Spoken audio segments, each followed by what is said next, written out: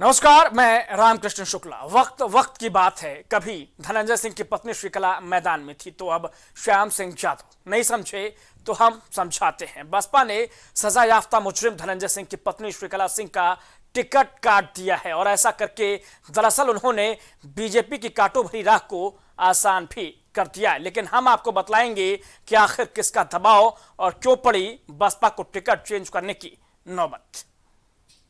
जौनपुर की सियासत में एक नया चुनावी अध्याय लिखा जा रहा है। बीते महीने धनंजय सिंह के जेल जाने के बाद उनकी पत्नी श्रीकला सिंह ने बसपाई चोला ओढ़ा और पार्टी से टिकट पाकर मैदान जौनपुर में उतर गईं। प्रचार शुरू कर दिया। कार्यकर्ताओं का हुजूम उनके अपार समर्थन की तस्दीक कर रहा था। इसी बीच धनंजय सिंह को जेल से बेल मिली। नेताजी बाहर आए, संकल्प लिया बीजेपी को हराने का, वादा किया चुनाव नतीजों में विरोधियों के परखच्चे उड़ा देने का। मुकदमे में सजा हुई थी और मुकदमा भी फर्जी कायम किया गया था 2020 में मेरे ऊपर। एक करप्शन का मामला था, नमामि गंगे का। उस मामले में मुझे सजा दी गई थी। माननीय उच्च न्यायालय ने मुझे बेल दिया है। आप लोगों को बहुत बहुत धन्यवाद। आप लोगों ने सकारात्मक चीजों को, सकारात्मक पहलुओं को समाज के सामने रखने का प्रयास किया। सांसद महोदय का वादा इरादा साफ था, लिहाजा यह समझा जा रहा था कि बीजेपी के मिशन 80 को जौनपुर में झटका लग सकता है। लेकिन नामांकन के आखिरी दिन श्रीकला सिंह का टिकट काटकर मौजूदा सांसद श्याम सिंह यादव ने नॉमिनेशन फाइल कर खलबली मचा दी। 1 बजे रात को माननीय बहन जी ने मुझे टेलीफोन किया और अपने आशीर्वाद से नवाजा कि आपको मैं फिर जौनपुर संसदीय क्षेत्र से पार्टी का उम्मीदवार बना रहा हूं। अपने कागज वगैरह तैयार कर दो। श्याम सिंह यादव का 2 टूक कि बहन जी का फोन आया और उन्होंने लड़ने का आदेश दिया। लेकिन यह आदेश जौनपुर की सियासत में नया पैगाम है, नया अध्याय है और हो न हो बीजेपी को इस फैसले से जरूर राहत मिली होगी। लेकिन सवाल ये कि आखिर ऐन वक्त पर बहन जी ने टिकट क्यों बदला? इस टिकट चेंज मूवमेंट के पीछे क्या अकेले बहन जी हैं या इस रणनीति के पीछे असल चेहरा कोई और भी हो सकता है? श्रीकला सिंह ने बीते हफ्ते ही बीएसपी से नामांकन दाखिल किया था। खैर, अब सवाल ये है कि टिकट छीनने के बाद क्या श्रीकला निर्दल मैदान में उतरेंगी? जौनपुर से Pradeep Verma, team prime TV.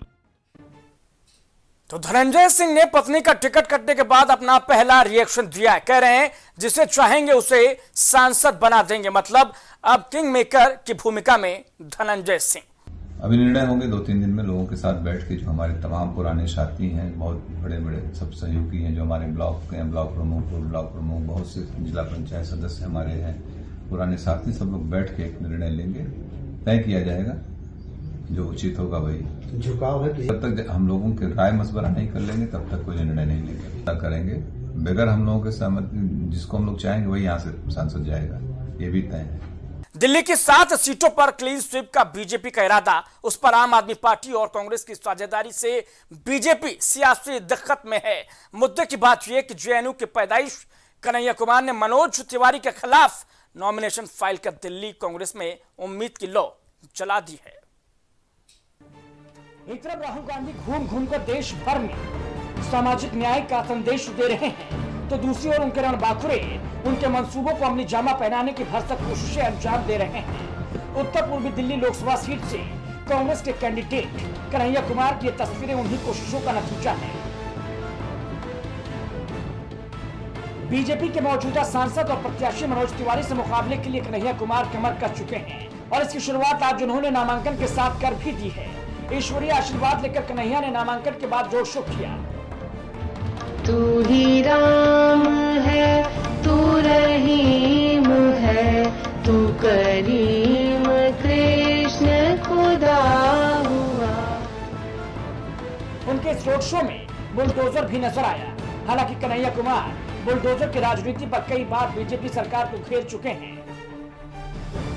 नेताओं को पकड़ करके चुनाव के बीच में जो जेल में डाला गया है, मैं समझता हूं कि ये दिल्ली के लोगों को अपमानित किया जा रहा है। तो दिल्ली में जो लोकसभा का चुनाव हो रहा है, ये दिल्ली के आम लोगों के आत्मसम्मान की लड़ाई है और दिल्ली के ऊपर जो तानाशाही थोपी जा रही है, देश के ऊपर जो तानाशाही थोपी जा रही है, उस तानाशाही के खिलाफ दिल्ली के लोग एकजुट रहें, एक साथ रहें और हम सभी सीटों पर, 7 सीटों पर मिल करके लड़ रहे हैं और मिलकर रणनीति बनाएं।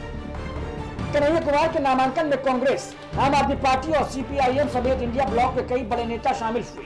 पूर्वी दिल्ली लोकसभा सीट पर कन्हैया कुमार का मुकाबला बीजेपी के कद्दावर नेता और इसी सीट से 2 बार चुनाव जीत चुके मनोज तिवारी से। मनोज तिवारी पहले ही इस इलाके से अपना नामांकन भर चुके हैं। कन्हैया कुमार ने बताया कि सभी धर्मों के गुरुओं ने उन्हें संविधान की प्रस्तावना भेंट कर दुआ की और आशीर्वाद दिया है। अपने हवन के दौरान की तस्वीरों को उन्होंने सोशल मीडिया पर साझा किया है। इन तस्वीरों को साझा कर कन्हैया कुमार ने लिखा है, अरदास है, कहीं कीर्तन, कहीं राम धुन, कहीं आवाहन, विधि भेद का है ये सब रचन।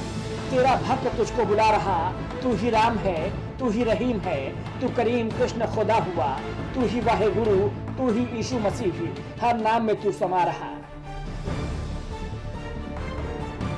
दिल्ली की 7 लोकसभा सीटों पर 25 मई को छठे चरण के तहत मतदान होना है। उससे पहले दिल्ली की सियासत में मौसम से भी ज्यादा तपिश महसूस की जा सकती है। Election desk, prime TV. तो राष्ट्रपति में बहरहाल के लिए इतना है, लेकिन बने रहिए प्राइम टीवी के साथ।